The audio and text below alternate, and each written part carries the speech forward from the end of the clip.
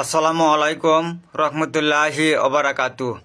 আমি নিজের লেখা কবিতা বলবো। কবিতার নাম শেষ নবীজি হযরত মুহাম্মদ সাল্লাল্লাহু আলাইহি ওয়াসাল্লাম।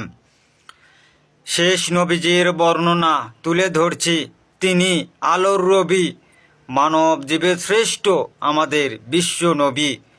নামটি যেন তার হযরত মুহাম্মদ সাল্লাল্লাহু আলাইহি ওয়াসাল্লাম। আল্লাহর বন্ধু তিনি, কোরআন হাদিস পড়ে জানলাম। নম্রতা, ভদ্রতা, সততা, বিশ্বাস্ততা বিশ্বের মাঝে করেছে দান। ইসলাম ধর্মকে প্রতিষ্ঠা করেছেন, মক্কা মদিনায় আছে তার প্রমাণ। তিনি না সৃষ্টি হলে দুনিয়ায় সৃষ্টি হতো না।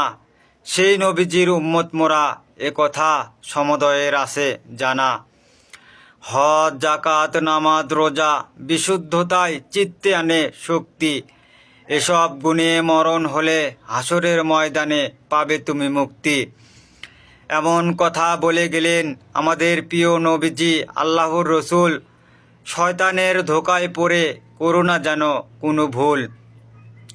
ইসলাম ধর্ম প্রতিষ্ঠার জন্য নবীজি ও তার সাহাবীরা দিয়েছে প্রাণ। ওনাদের আত্মত্যাগের জন্য আল্লাহ ওনাদের জন্য রেখেছেন উচ্চ স্থান।